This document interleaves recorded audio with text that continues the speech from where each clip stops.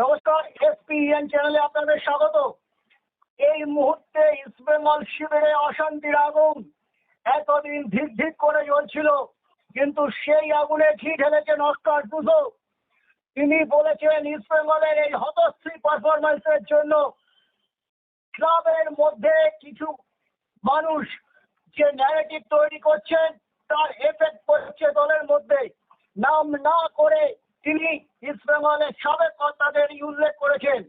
ইস্টবেঙ্গল এই বিতর্ক যদি এখানেই ধামাচাপা পড়ে যেত তা নয়, যেখানে কেরল ব্লাস্টার্সের মতো একটা দলের বিরুদ্ধে খেলা, যেখানে ফিরে আসার রাস্তা প্রত্যাবর্তনের ম্যাচ, দুর্বল প্রতিপক্ষ সব ম্যাচ হেরেছে কেরল ব্লাস্টার্স, তাদের বিরুদ্ধে খেলতে নামার আগে আবার পাল্টা প্রেস কনফারেন্স থেকে দিয়েছেন দেবব্রত সরকার 5টার সময়। হইচই পড়ে গেছে ময়দানে।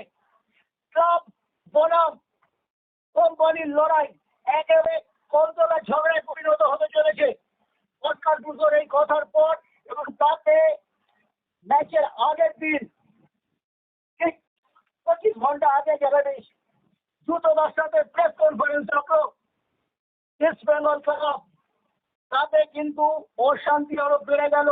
আগামী বছর ইমামি কি থাকবে না, এমনটাই কিন্তু আরো ধারণাটা শক্তপোক্ত হচ্ছে।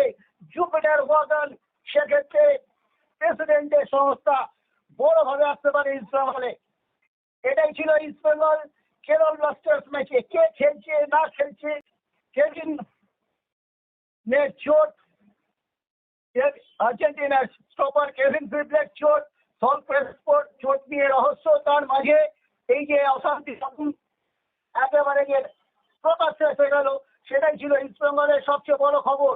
মজা দেখছে গঙ্গাপাড়ের ক্লাব, তাদের সাথে কোম্পানি সাবেক কর্মকর্তারা আছেন, তারা একটা মোটামুটি সম্পর্ক রেখে চলেন, কিন্তু ইস্টবেঙ্গলে আমরা বারবার উল্টো ছবি দেখি আর তার প্রতিফলন খেলায় পড়ছে। এটাই ছিল আপডেট। দেবব্রত সরকার কি বললেন সেটা নিয়ে আমি আবার আসবো 6টা নাগাদ।